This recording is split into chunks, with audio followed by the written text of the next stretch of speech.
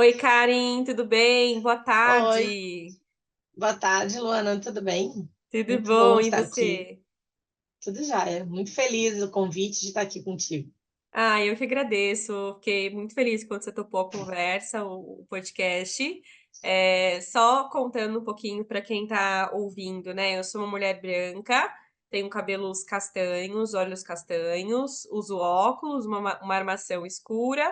Estou com um brinco de argola, fone de ouvido e uma camiseta listrada. Tudo bem, eu sou uma mulher branca, tenho um cabelo ruivo, né? Um castanho meio ruivo, uso óculos quase sem armação para ficar mais neutro possível.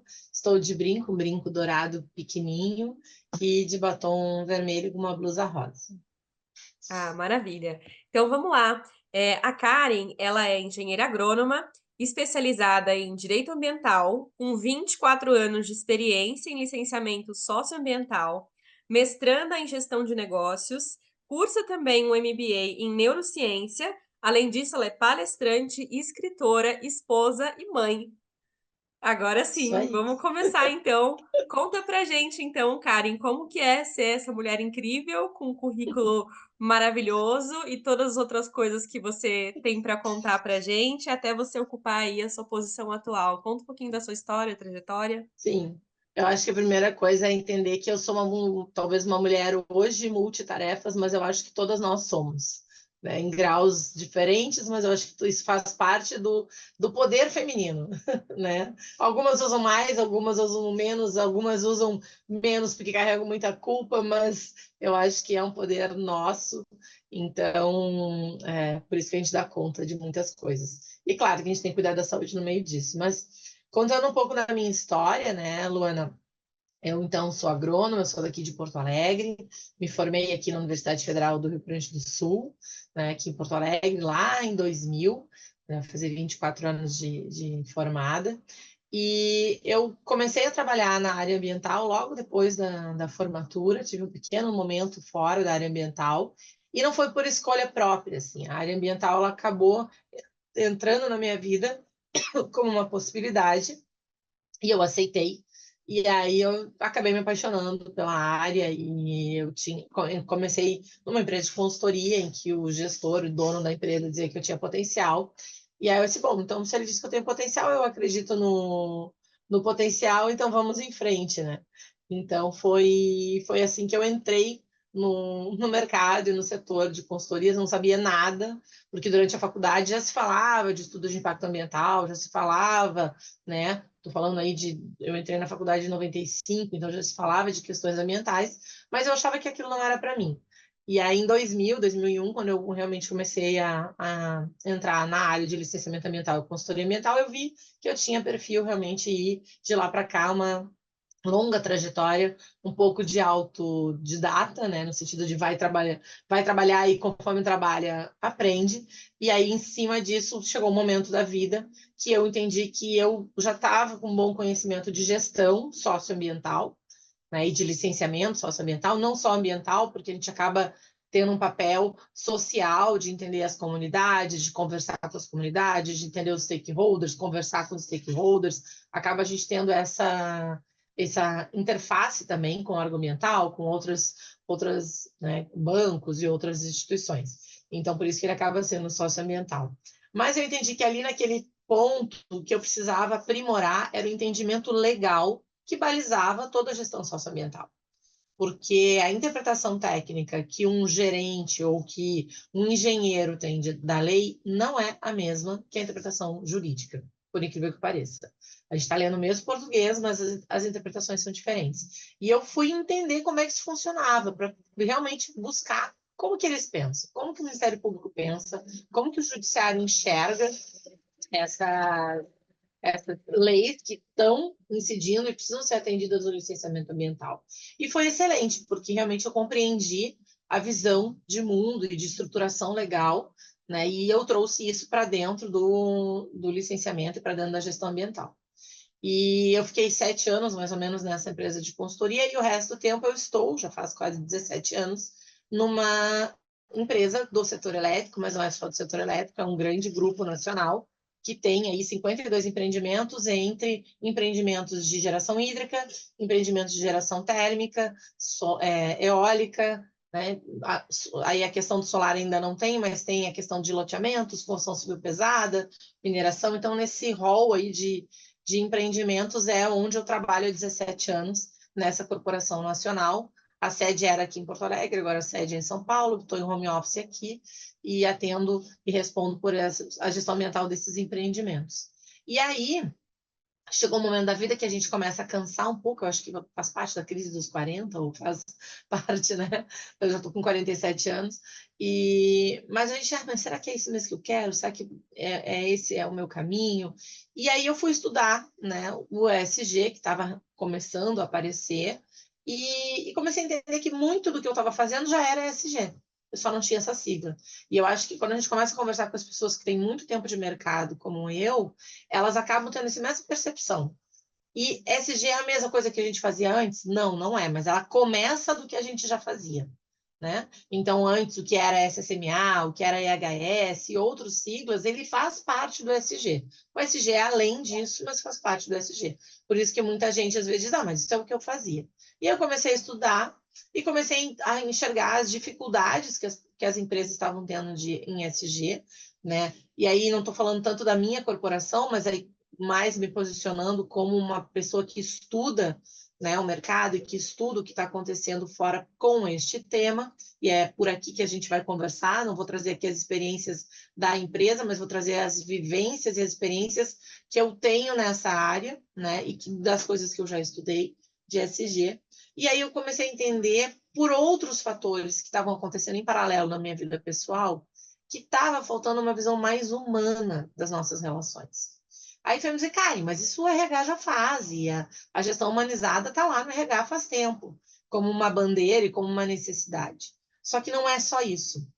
Há muitos anos eu tenho dito que trabalhar com licenciamento ambiental e trabalhar com gestão socioambiental, em alguns momentos parece que a gente está na faixa de Gaza, no sentido, assim, claro que não é nessa proporção, de forma nenhuma, de ter uma guerra, de disputa, né? E não vamos entrar aqui no lado político, mas no sentido de são interesses diferentes, visões de mundos diferentes, da comunidade, do empreendedor, dos bancos, dos órgãos licenciadores, do Ministério Público, e no meio disso a gente precisa circular e dar segurança técnica e jurídica para todo mundo, e esclarecer todo mundo e tentar contemporizar aí os impactos positivos e negativos dos empreendimentos. E isso tem tudo a ver com ESG. Só que para a gente fazer isso, a gente pode ir só no comando e controle, quais são os processos, quais são os fluxos, o que a gente precisa atender, qual é a matriz de materialidade que a gente precisa observar no empreendimento, mas a gente pode ir além. Então, já estou adiantando um pouco do tema, né? Mas a gente pode ir além. E aí, nesse poder ir além, eu comecei a estudar marketing, negociação, persuasão, né? Mediação, comunicação não violenta nos negócios. E tudo isso virou um caldeirão dentro de mim, de informação. E aí eu disse, bom, então talvez esse ESG precise ser mais humano. E para estruturar esse conceito de ESG mais humano, é que eu fui, dentro de várias coisas que eu fui estudar, disse, bom, onde eu posso me especializar um pouco mais para trazer informação para esse conceito. E aí é que vem, né, o MBA em neurociência, com a ideia de entender que se eu sei que ao tratar com qualquer uma das questões de ESG, eu estou tratando com pessoas, seja porque são elas que vão executar internamente, sejam porque são elas que vão cobrar ou vão precisar ser esclarecidas externamente, eu preciso entender como é que as mentes funcionam. Eu preciso convencer, e não só convencer, eu preciso sensibilizar essas pessoas, porque é na sensibilidade que elas vão aprender e vão mudar a cultura e vão mudar, né, o seu comportamento. Então, o MBA em neurociência veio um pouco para trazer essa informação. E aí, recentemente, eu entrei, então, sou mestrando agora num mestrado de gestão em negócios. E aí, nesse mestrado de gestão em negócios, a ênfase é realmente a sustentabilidade, dentro da sustentabilidade, conceituar academicamente o SG mais humano. Só que ele é um mestrado de gestão em negócios profissionalizante, porque a ideia não é deixar esse conceito guardado lá na prateleira. A ideia é que a gente estruture ele, eu já tenho, né, muita informação, mas que a gente de fato possa aplicar isso no mercado, seja na empresa onde eu estou, seja em outras empresas que queiram aplicar e ter essa visão. E aí por isso que acaba ficando, né, também o papel de palestrante e de treinamento, porque eu sigo na empresa lá trabalhando como gerente de meio ambiente e gestão fundiária, mas em paralelo a isso, eventualmente posso participar de alguma palestra, de algum treinamento.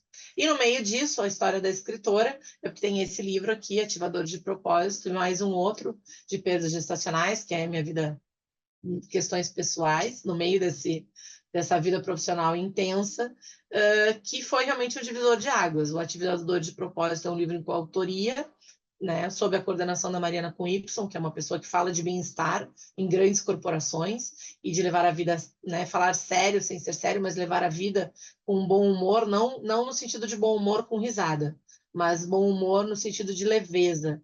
E que isso traz produtividade, é isso que traz produtividade. A Mariana é muito bem reconhecida no mercado das grandes corporações nacionais e virou minha mentora e virou a coordenadora desse livro, que é justamente essa trajetória de reencontrar o propósito dentro, né, das profissões. E nisso eu me reencontrei dentro da área que eu já atuava.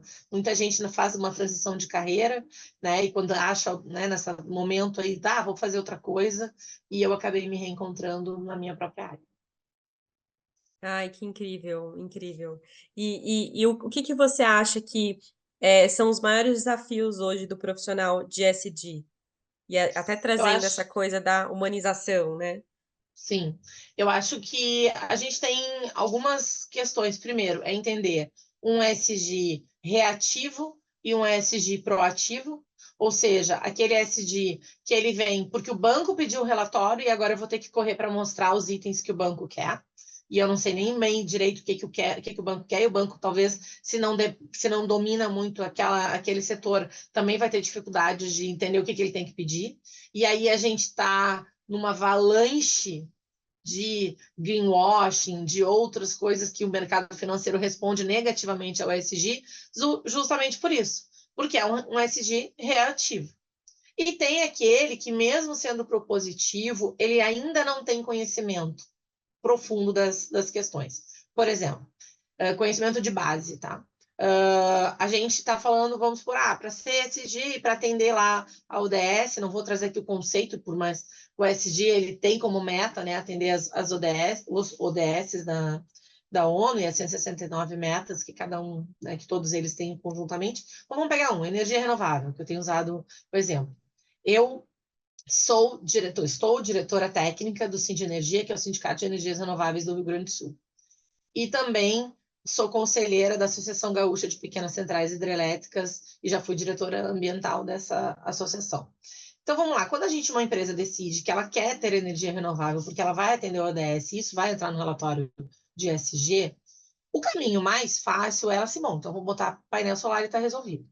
Isto é um caminho. E não estou dizendo que não seja um caminho renovável, e o painel solar é um caminho renovável. Mas aí a gente tem que entender o seguinte: isto é um caminho fechado, um ciclo fechado de questão renovável?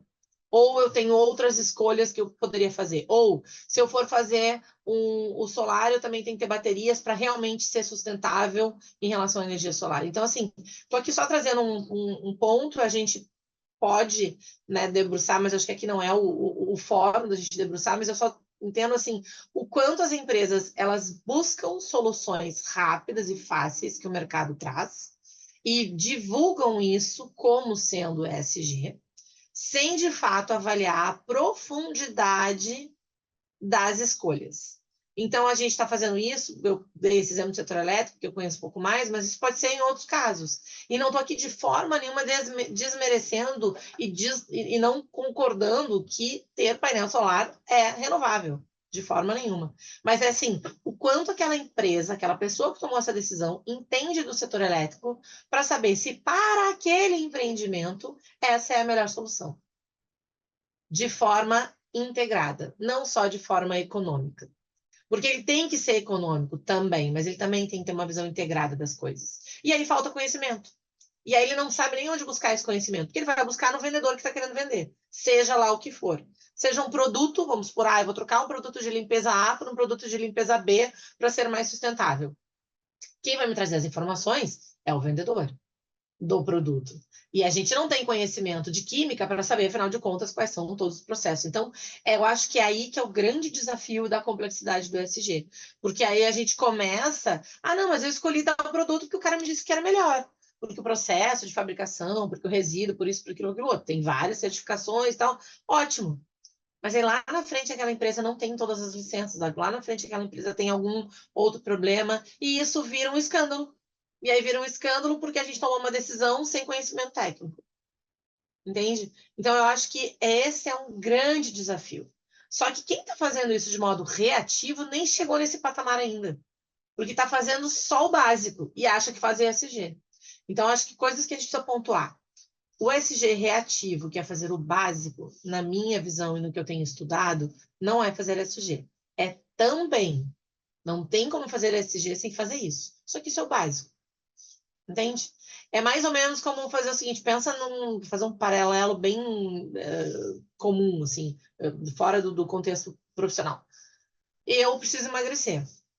Eu preciso emagrecer e posso só fazer atividade física, posso fazer atividade física e comer, posso fazer atividade física e comer melhor, posso fazer atividade física e comer nos horários certos, posso fazer atividade física e comer melhor nos horários certos e com a quantidade certa. Para eu fazer todas essas escolhas, eu preciso ter conhecimento. Eu preciso entender, primeiro, decidir e entender. Então, assim, o básico, faça atividade física e cuide do que você está comendo. Isso é o básico. Mas se eu quiser ter melhores resultados e ter certeza de que eu estou fazendo as melhores escolhas, eu preciso ter conhecimento para saber o que eu tenho que comer, quando eu tenho que comer, quanto eu tenho que comer. Então, fazendo esse paralelo, a gente precisa, dentro do ESG, também ter essa visão. O que eu tenho chamado dentro do ESG como uma visão integrativa. A medicina hoje tem avançado tanto na visão integrativa, ou seja, é aquela ginecologista ou é aquele médico que te enxerga como um todo, como um ser humano todo, global, que pode ser que o teu problema não seja um problema físico, seja emocional, pode ser que o teu problema emocional não seja emocional, seja físico. Esse médico que enxerga esse todo, o profissional de ESG, ele precisa se qualificar para isso, e isso é muito difícil, porque ele não consegue entender de todas as áreas, de todas as cadeias, de todos os lugares onde a sua empresa se envolve, né? Então, acho que esse é um grande desafio, mas primeira etapa, a gente tem que ter consciência disso. Porque se a gente tem consciência disso, a gente consegue buscar, ou pelo menos ter a decisão, eu decidi agora com o conhecimento que eu tenho agora. Daqui mais um tempo, eu vou ter novos conhecimentos, eu vou aprimorar o conhecimento, eu vou chamar consultores específicos, eu vou ter novas decisões que são mais assertivas, né? E você acha que hoje a gente tem suporte acadêmico suficiente para formar e qualificar esse profissional melhor? Eu acho que sim, mas a gente ainda está engatinhando, sabe por quê? Porque o SD, ele acabou ficando lá em 2020, quando o Larry Fink, que é o CEO da BlackRock, em 2020, determinou, né, na sua carta que ESG era um caminho e que os investimentos, né, trilionários, né, de dólares que o fundo ia aportar e todos os fundos iam aportar eram em ESG, virou uma correria. Bom, se o mercado financeiro só vai aportar em ESG, como é que começa? E isso, Luana, é muito recente. A gente tem, né, o termo ESG, ele é de 2005 que ele foi citado na ONU. Ele é uma construção que vem vindo da sustentabilidade. Mas, assim, esse marco do mercado financeiro, ele é de 2020. Nós estamos em 2024. E aí, como muita gente acabou fazendo aquele ESG reativo, e aí os bancos ficaram, meu Deus, o que eu peço? A gente tem muita questão de greenwash aparecendo, muita insegurança dos bancos em relação às informações que estão aparecendo. Então, eu acho que é um momento, assim, não tem como não como voltar. Pode até mudar o nome da sigla, pode, em vez de ser ESG, ser outro nome. Pode querer chamar ESG, sustentabilidade não é a mesma coisa, mas pode querer chamar de forma macro em sustentabilidade, ou mudanças climáticas, ou transição energética. Não são nomes iguais, mas eles estão totalmente interligados, né? Então, o que acaba acontecendo? O Larry Fink, em 2020, disse isso. Agora, na carta de 2023 para 24, ele já não usou o termo ESG, ele já usou outros termos. E aí, esses outros termos, ele usou, por exemplo, em descarbonização, mudança climática, mas o ESG está lá. Como é que a gente vai fazer a descarbonização? Como é que a gente vai tratar a mudança climática se a gente não cuida da área ambiental, social e de governança? Então, eu acho que tem ainda muito espaço, tem muita coisa já produzida, pipocam especializações em ESG, porque é justamente as pessoas tentando entender o que é, como é que eu faço, né? Por onde começa, qual é a matriz, cadê a planilha para mostrar, ou cadê a regra ISO para eu seguir, porque as pessoas, principalmente da área da engenharia, acabam, né? Cadê o procedimento que eu tenho que seguir? E ele é tão amplo e tão integrativo que depende de muitos fatores. Depende de qual é o mercado, de qual é o porte da indústria, de onde ela está, porque assim, o pessoal fala, ah, ESG é para Vale, não tenho dúvida. E ESG é para Petrobras, não tenho dúvida. E ESG é para o mercadinho de esquina, também pode ser. E se ele fizer ESG, ele também vai estar bem posicionado, entende? Talvez ele não tenha tanto valor agregado no seu produto, mas ele vai estar bem posicionado. Porque ESG trata também da sustentabilidade do negócio no fim do dia. No fim do dia é isso, é a sustentabilidade considerando os aspectos ambientais, sociais e de governança, né? Então, eu acho que a gente tem sim já uma estruturação. Se você procurar no Google, né, especialização em ESG, aparece muitas, mas a gente ainda tem um longo caminho, porque é essa experimentação profissional, a experiência das boas práticas e esse amadurecimento do conhecimento técnico e dessa visão integrada que a gente precisa ainda caminhar. E aí, por isso que eu faço o convite de novo, falando do SG Mais Humano, porque é eu entender quem são as pessoas que estão ali, quem são os stakeholders que estão ali, que riscos econômicos, financeiros, técnicos e humanos existem ali. Né? E uma coisa que eu tenho comentado muito também quando eu faço palestra é assim, a gente fala, tem que sustentar, tem que ter a sustentabilidade, tem que mudar o mundo, tem que fazer descarbonização. Para quem? Para quem? É a primeira pergunta. Como, para quem, primeiro para quem, como e depois nas mãos de quem. Foi até uma palestra que eu dei agora nesse sábado. Porque o que acontece? O mundo sem os humanos, ele vai muito bem, obrigado. Muito bem, obrigado. Se todo mundo agora pegasse essa galera toda e fosse para Marte, o mundo ia se regenerar. A gente viu isso na pandemia, né? Não se regenerou completamente, mas ele já deu uma melhorada em alguns parâmetros, pensando lá nas ODSs da ONU. Só que a gente não quer isso. Ninguém quer ficar em casa o tempo todo 24 horas. Ninguém quer mudar para Marte a população inteira do planeta. Então, essa sustentabilidade é para o planeta, mas é para o planeta conosco. É para o planeta com os humanos. Então, o planeta com os humanos vai ter que preservar a planta, vai ter que ter água, vai ter que ter ar, mas é para os humanos. Então, quando a gente, mesmo os mais ambientalistas que falam de sustentabilidade para preservar o planeta, eles ainda estão falando de preservar o planeta para que haja a sustentabilidade da vida humana. E aí, todas as questões que envolvem isso e que vão muito além do SG, né? Não, perfeito. E para você, e aí é até importante falar sobre isso, porque a gente ainda não tem um roteirozinho, né, do que é, como se faz, aliás, até tem conversas e estudos sobre isso, Uhum. mas não chegou ainda, né? Não chegou ainda dentro das empresas, não chegou nas mãos dos profissionais, isso é muito complexo, né?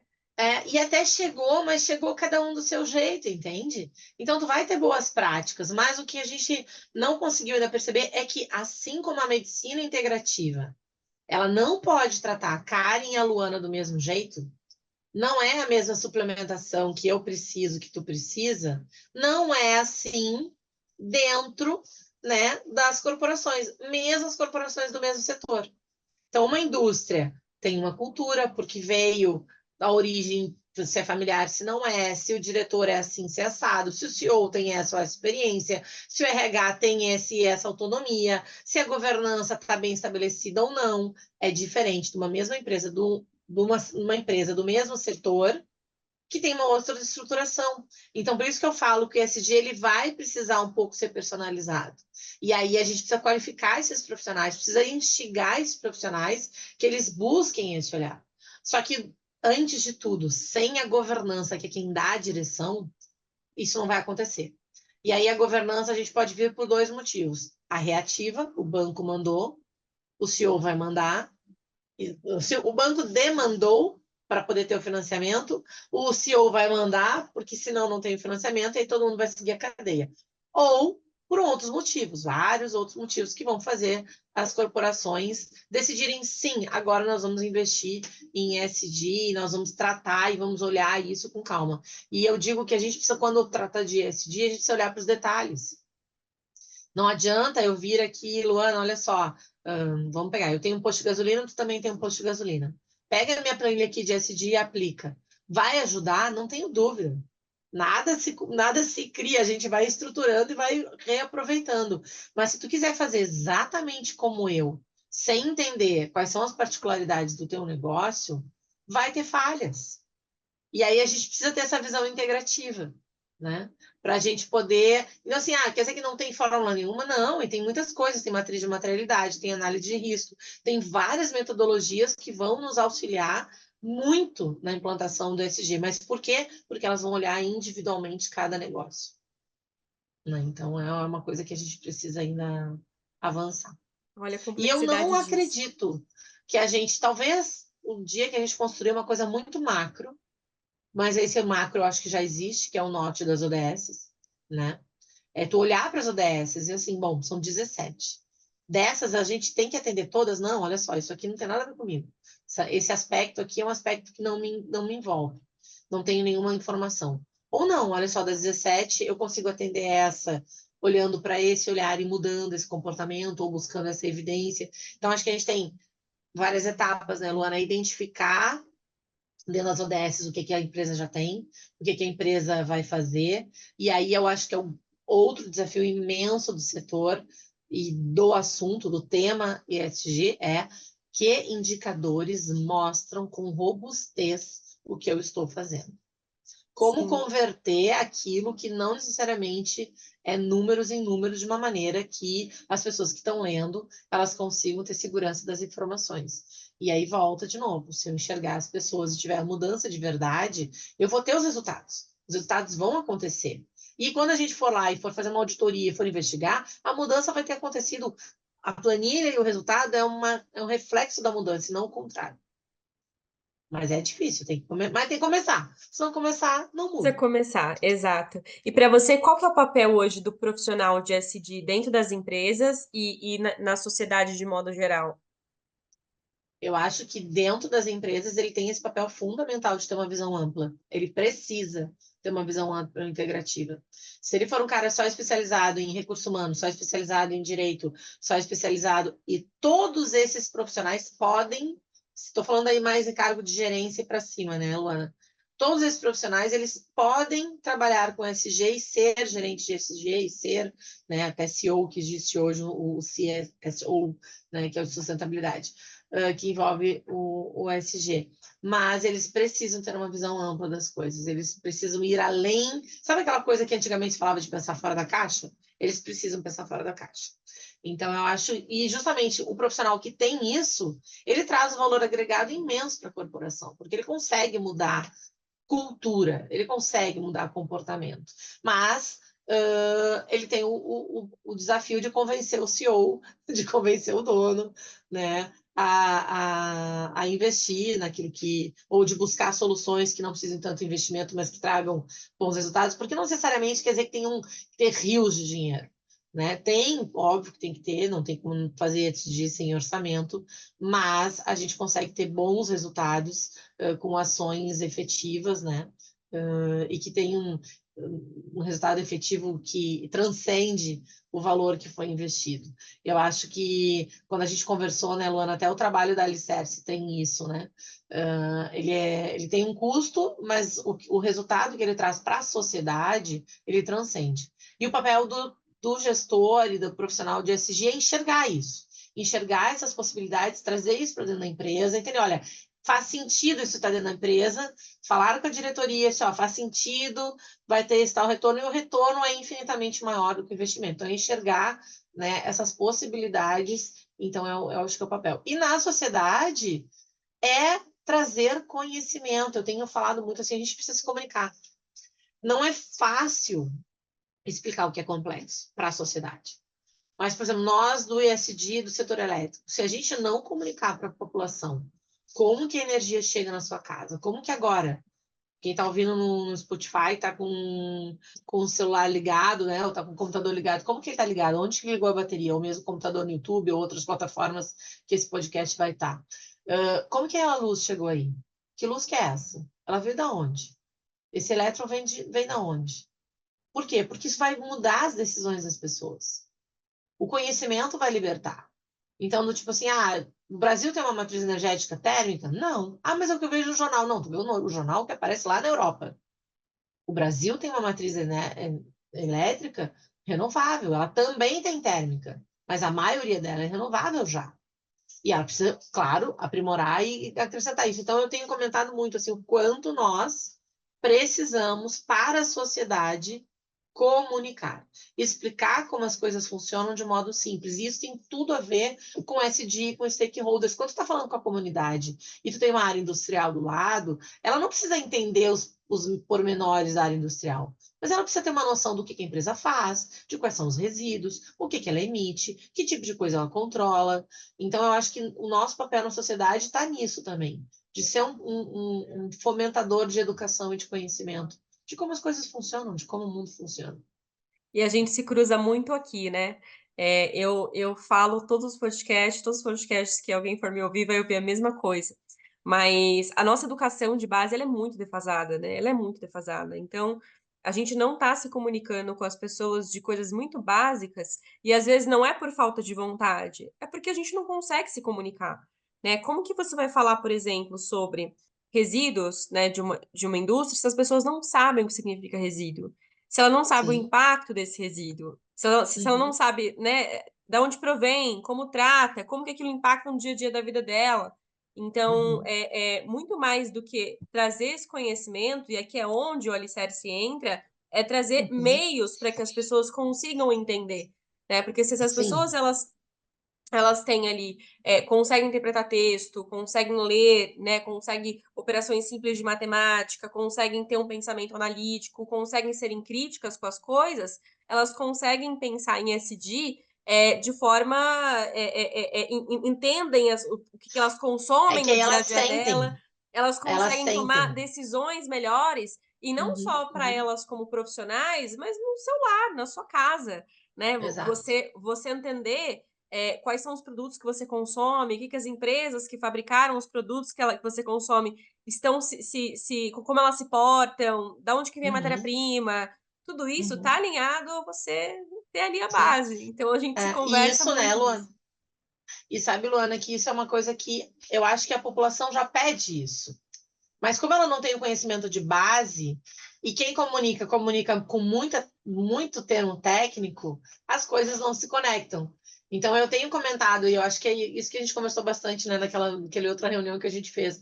A gente tem comentado assim, o quanto a gente precisa educar essa base inicial para as pessoas, e o quanto o técnico, às vezes, tem que literalmente desenhar.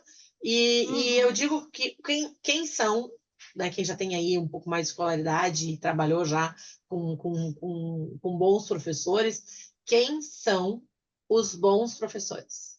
São aqueles que têm muito conhecimento e te explicam de uma maneira simples aquilo que é complexo. E a gente precisa ter isso, nós profissionais da área, a gente precisa ter isso. O que eu sei de forma complexa que eu posso explicar para a Luana, que não entende, por exemplo, de licenciamento ambiental, para que ela saiba minimamente, quando ela ouvir falar de uma notícia de licenciamento ambiental, do que eu estou falando, né? A gente precisa Exatamente. divulgar isso e é um papel nosso na sociedade. Com certeza. E hoje, o que que você acha que são os pontos fortes que as empresas têm trazido, né? A gente comentou que as empresas estão ainda iniciando nesse mundo, né, do SD, entendendo que tem coisas que elas já faziam, que agora tem uma sigla, mas ao mesmo tempo fazendo muito porque está sendo demandado e menos de forma Uhum. estratégica, intencional. Mas o que está sendo feito agora que você olha e te brilha os olhos e você fala, ai, estou feliz de ver que isso está acontecendo no mercado? Sim. Não, eu acho que tem. O assunto veio para a sala, entende? Ele foi para a diretoria. Ele está na mesa do diretor. E com isso, as ações começam a acontecer. E não só esse básico que você tem que fazer bem feito, mas elas começam a acontecer. né? Então, eu acho que a gente tem grandes empresas, pequenas e médias empresas que fazem isso. Eu acho que tem uma geração nova que está entrando nessas empresas e que vem com um propósito de sustentabilidade gigante e acabam cobrando da empresa, não só como consumidor, mas acabam cobrando da empresa, né, dentro da própria corporação. Então, eu acho que a gente tem várias empresas que têm bons resultados e têm bons resultados por isso, assim, pela questão. E quem são elas? Eu não vou citar nomes aqui para não cair, né? Mas quem são elas? São aquelas pessoas em que a direção comprou essa causa, o CEO, o dono comprou essa causa, por propósito, normalmente, né? Entendendo a importância cultural, que é o que a gente ouviu lá atrás no EHS, é mesmo um caminho muito parecido. As empresas que entenderam que EHS, né, era, ou saúde e segurança, não é só normativo, é estratégico para a empresa, essas empresas elas estão num outro patamar. Elas estão num outro patamar. E a mesma coisa para o ESG. As empresas e as grandes empresas médias e pequenas que entenderam o que é esse negócio que eu vou trazer para mim, porque isso vai me ajudar, porque isso é estratégico para o meu negócio, para o meu posicionamento, com meus stakeholders, essas naturalmente vão ter bons resultados. Porque o ESG ele precisa começar de cima. Ele precisa começar de cima. Tem a Adriana Salles, que é uma pessoa que fala muito de corporação, de governança em SD, e ela diz assim, na verdade, a sigla tinha que começar com o G, porque é isso, porque se a governança, que é o dono, não disser que é para lá que a gente vai, e que o SG vai junto, e que ele é um tripé, não tem quem carregue. Não tem. Pode ter boa vontade do pessoal, pode ter. Assim, vão ter bons resultados, mas não na escala que poderia se ter quando a gente tem isso da direção.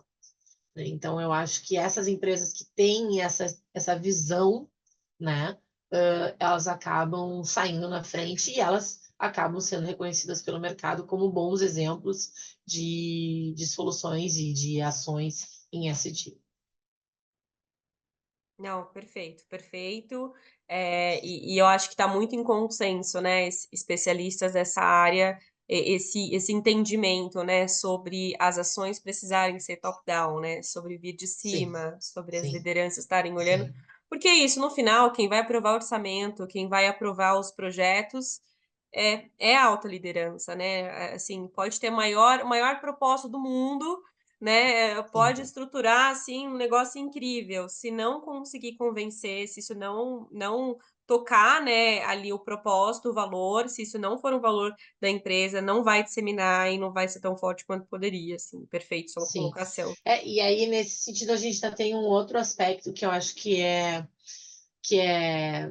um frescor, como eu digo, não só um frescor de idade, tá? Não estou aqui fazendo etarismo, porque eu acho que a gente precisa ter todas as faixas etárias possíveis dentro de uma empresa, mas é fazer isso circular de uma maneira saudável. Então, por exemplo, tu pega uma pessoa numa corporação que tenha 30, 40 anos de experiência e ela está lá. E tu pega um jovem que vem cheio de ideias e com muito gás e está lá também. Ou tu pega uma pessoa que está no meio da profissão e que consegue conversar com esse jovem e consegue entender esse mais velho, né? Essa pessoa, se a gente conseguisse fazer com que essas visões de mundo em SD, em sustentabilidade, elas se conectem e elas se complementem, a gente também vai levar a cultura da empresa para um outro patamar, porque a gente não pode dizer, mas no meu tempo era assim, tá? No teu tempo era assim, mas a coisa evoluiu. Mas também a gente não pode chegar e dizer, não, mas agora é diferente. Não, agora não é diferente, porque a gente tem uma experiência para trás que foi aprendida e que a gente precisa carregar. Então, as boas ações de ESG, elas trazem isso. Então, assim, tem que se comunicar. Vamos lá o exemplo da comunicação e vou trazer um exemplo assim da empresa, né, que eu vivenciei. A gente precisa se comunicar. Aí tu tem boas práticas, que a gente já fez trabalhos de comunicação muito bons com comunidade que trouxe resultados incríveis, de entendimento, de esclarecimento, de apoio da população para um determinado empreendimento. Por outro lado, isso a gente fez há 20 anos atrás. E aí, lá na época, a gente usou rádio, usou mídia jornal e funcionou. E panfleto. Funcionou. E fez umas reuniões técnicas com a comunidade. Hoje, se a gente não se posicionar nas redes sociais, se a gente não entender que tem que estar posicionado no LinkedIn, no Instagram, no Google Ads, se for preciso, a gente já não comunica da mesma forma. Então, estou dando só um exemplo quanto a gente... Mas dá para fazer só desse jeito? Não, porque dependendo da comunidade, tem que usar jornal, tem que fazer reuniões técnicas, tem que fazer reuniões de esclarecimento com a comunidade, tem que estar lá presente, tem que fazer panfletagem. Então, assim, a gente precisa das duas visões. Então, não dá para ser, vamos comunicar como era antigamente ou vamos só comunicar como agora. Não, a gente tem que usar as ferramentas e, de novo, visão integrativa. O que funciona para aquela comunidade? Que público-alvo eu estou tendo? Com quem que eu estou falando? Então, eu acho que isso é uma coisa que as corporações que já conseguem fazer isso, elas se comunicam muito bem, só que elas carregam com isso uma história de conhecimento e de experiência que faça com que os resultados sejam extremamente positivos. Não, perfeito. E me conta uma coisa, e os seus projetos? O que você está planejando aqui? Quais são os próximos passos de Karen? Me conta. Os próximos passos é seguir gerente de meio ambiente e gestão fundiária, porque a gente tem bastante trabalho para fazer lá, né? São 52 empreendimentos, eu gosto muito dessa empresa, eu estou lá há muito tempo, sou muito feliz com o que eu faço lá, mas esse frescor, essa paixão, né? Esse novo momento da vida profissional faz com que também o mestrado seja um momento que eu estou adorando, porque ele é um mestrado de dupla titularidade, né, internacional e nacional, em gestão de negócios, e daí a ideia é sair de lá com SG mais humano, bem robusto, conceituado, para as outras empresas poderem aplicar e poder palestrar e poder divulgar isso. Então, eu acho que esse é um momento que me traz muitos desafios, né? Tem desafios profissionais, tem desafios de gestão de tempo, porque não vamos esquecer, eu sou mãe, eu sou esposa, tá? E a gente, assim, então, coloca todas essas demandas dentro da cesta e não dá para querer equilibrar todos os pratos e achar que vai ser 100% de todos os pratos, mas é a entender, assim, sem culpa, o que a gente vai fazer. Bom, trabalho é um pilar, vai ficar lá o trabalho, família é um pilar, vai ficar o trabalho, saúde é um pilar, vai ficar o trabalho, e o que a gente consegue fazer além disso, né? Tem a frase que o Joel J gosta de dizer de, né, saúde e família e trabalho, nesta ordem, eu ainda tenho que botar a saúde um pouco mais em primeiro lugar. Mas é trabalho e família. E junto com o trabalho, óbvio, que tem essa paixão que por esse momento, assim, de poder ter uma visão diferente e poder levar isso para outras empresas, levar isso para o mundo, né, no sentido de ajudar, no sentido de fazer as pessoas conseguirem ter melhores resultados. E a neurociência, o MBA em neurociência, ele acaba entrando por esse entendimento, assim, como é que eu vou enxergar esse humano? E é por que eu não fui para o lado da psicologia, de outras coisas, porque eu queria o lado mais técnico mesmo. O lado mais técnico de como é que o cérebro funciona, como é que a gente trata, como é que a gente mostra para a Luana, porque uma coisa que eu tenho percebido ao longo da minha caminhada é que quando você sente e que você absorve a necessidade de fazer o certo, eu não preciso mais ter comando e controle. Eu vou ter comando e controle porque eu preciso ter resultados, porque tem metas, porque tem métricas, porque tem outros agentes que precisam enxergar que há comando e controle, né? Mas eu digo, tem até um lado ético, assim, por exemplo, a gente sabe que assaltar banco é errado. Bom, mas por que que eu nunca vou pensar em assaltar banco? Porque isso, para mim, não é só não é errado. Não é, quer dizer, não é só errado, não é ético, não faz parte de mim, não tem nada a ver comigo, não há motivação para isso. Então, fazendo um paralelo, a gente precisa fazer isso com as pessoas também em SD. Que as pessoas saibam separar os resíduos, elas aprendam a separar os resíduos, mas elas não separem os resíduos porque tem a Karen lá, a gerente, cobrando, querendo um relatório, ou porque tem um sistema lá do MTR, do CNIR, que vai ter a evidência. Eu preciso ter evidência para mostrar que fiz o certo. Mas a pessoa ela deve fazer porque ela sabe que é o certo fazer. Então, isso é um grande desafio, que é como que você convence, como você vende, como que você mostra, como que você busca, né, essa sensibilização. Lá atrás, muito se falou de cultura, isso tem a ver com cultura também, mas não é só cultura, porque cultura abarca outras coisas de compliance, de ética, que vão muito além do SD também. SD está interligado com isso, não tem como não estar. Mas eu acho que é o grande desafio desse momento. E aí espero lá da neurociência buscar aquilo que precisa, mais esse caldeirão de comunicação não violenta. Comunicação não violenta, para mim, foi um divisor de água. as pessoas dos cursos que eu tenho feito, porque as pessoas acham assim, ela faz comunicação não violenta, então ela não vai mais gritar, ou ela não vai mais xingar, ou ela não vai mais falar no palavrão, ou agora ela vai falar, oi, Luana, por favor, poderia me entregar o relatório amanhã? Então, assim, a comunicação violenta não é isso. A comunicação violenta é a gente ter assertividade nas coisas. É a gente buscar o fato. Então, Luana, naquele dia, naquele lugar, você não entregou o relatório, eu preciso que você me entregue.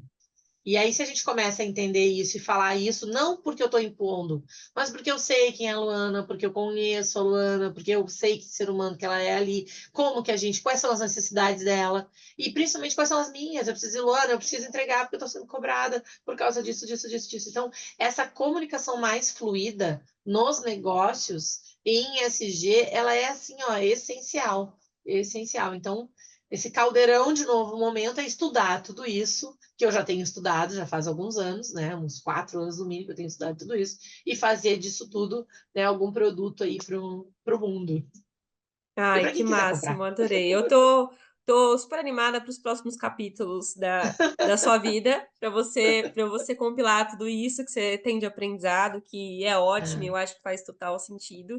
E tô super animada. E o que que você deixaria de dica aí para, né, futuros, né, aí aspirantes a SD, né, enfim, sim, simpatizantes da causa, o da que que você causa. traria? É, tenham curiosidade e olhem para os detalhes. Tenham curiosidade de saber como as coisas funcionam. E tenham curiosidade de ouvir o outro. Eu acho que é uma coisa que eu, aos poucos, fui aprendendo e a gente tem que aprimorar todos os dias. Ouvir o outro. Ouça a comunidade, ouça o seu gestor, ouça o seu diretor, ouça o seu funcionário. Isso quer dizer que a gente vai atender todo mundo? Não, porque a gente não é Jesus, nem Jesus Cristo agradou todo mundo, a gente não vai agradar, né? Mas isso quer dizer que a gente consegue compreender o outro. E se a gente consegue compreender o outro, se compreender, a gente se posiciona melhor. Então, eu tenho me posicionado no LinkedIn, trazendo minhas ideias, trazendo essas minhas reflexões, né? Agora o mestrado está me impedindo de fazer postagens mais seguidas. E não só mestrado, mas mestrado, trabalho, essas coisas que são outras prioridades. Mas eu tenho colocado lá e isso me ajuda. Então, acho que escrever me ajuda muito a trazer essas ideias, colocar no papel e disso, né, depois fazer delas projeto. Então, a dica que eu daria é ouçam, olhem os detalhes, estudem, né? Estudem bastante, entendam como as coisas pensam, como as coisas conhecem, e, e pensem, como a gente dizia lá nos anos 90, né, 2000, pensem fora da caixa. Como é que é esse pensar fora da caixa? É olhar de forma macro. Pensa, faz um paralelo, o que que a medicina integrativa está fazendo, o que que a gente pode dar à medicina integrativa desse olhar macro, trazer para dentro do ESG. E aí você vai trazer isso para dentro da sua corporação. E parece meio tópico, meio filosófico, mas quando você consegue entender a linha de raciocínio, o mindset disso, de não ser um mindset fixo, de ser um mindset de expansão, você está aberto a essa nova aprendizagem, está aberto a esse aprendizado novo e, consequentemente, está aberto a novas possibilidades mais eficientes e mais eficazes e, consequentemente, mais sustentáveis. Então, acho que é isso, esse convite aí da gente ter esse olhar macro para as coisas e buscando, óbvio, os especialistas, porque não dá para todo mundo ter olhar macro e não ter os especialistas. Dentro da gestão, né, de SD, a gente vai precisar ter o especialista em resíduos, especialista em química, especialista em fauna, especialista em flora, especialista em emissões, mas que a gente, quem está trabalhando com isso, enxergue de forma ampla essa gestão. Isso vem, por incrível que pareça, Luana, lá da primeira fase da minha vida, que a agronomia ela traz isso. Ela traz a nossa forma de. A educação do agrônomo ele tem essa questão. A gente precisa chegar numa área rural, por exemplo, e entender o macro. O que, que a gente pode fazer aqui? Solo, água, recursos hídricos, recursos minerais, o que, que tem de fauna local, fauna nativa, de fauna não nativa, então, assim, a gente de potenciais econômicos, de deslocamento. Então, a gente tem esse treinamento na faculdade. E o que está acontecendo é que sempre levei isso comigo na minha vida profissional. E agora ele vai entrar dentro desse dia mais um ano. Ai, que incrível, amei. Amei, amei, amei a conversa, foi incrível. Obrigada, Karen, pelo seu Nada, tempo. pela sua fala, foi ótimo. Espero que quem esteja ouvindo tenha gostado, tenha, enfim, aprendido como eu aprendi. A cada podcast eu aprendo cada vez mais para as temáticas. E mais uma vez, obrigada por estar aqui e compartilhar. Nada, eu agradeço o convite, agradeço a tua conexão que veio pelo LinkedIn, né? Uhum. E então, assim, como é importante a gente se posicionar, a gente trazer as nossas ideias, né? Sem ferir nenhum posicionamento técnico, né? Da minha vida profissional na empresa, mas trazendo o que eu penso, que eu tenho estudado e que eu tenho aplicado também, dentro do possível, na corporação. E aí isso acaba trazendo novas conexões, essas novas conexões vão ampliando esse olhar para o mundo e trazer novos conhecimentos. Então, é um prazer ter te conhecido, a gente ter se conectado e estar aqui contigo nesse podcast. Fico à disposição para a gente conversar novamente para outros temas. A gente não falou hoje, que eu sei que a gente é um assunto que a gente já conversou, sobre liderança feminina nas corporações, né? Verdade. E esse papel dessa mãe que faz tudo isso e ainda por cima está dentro de uma corporação. Então, a gente tem espaço aí para conversar mais coisa. Fico à disposição. Não, com certeza. Fica aí para um próximo podcast. Eu vou amar desenvolver essa temática com você. Tem muitas coisas legais que a gente já conversou. Seria legal as pessoas saberem, compartilharem enfim, a gente tem que construir essa rede juntos para um mundo mais sustentável, um mundo melhor. Então, Isso. que acho que E no mais fundo todo humano. mundo mais humano é o que todo mundo anseia, né? No final, o É. objetivo de todo mundo. Obrigada, Karen. Um abraço. Nada, nada outro. Tchau, tchau.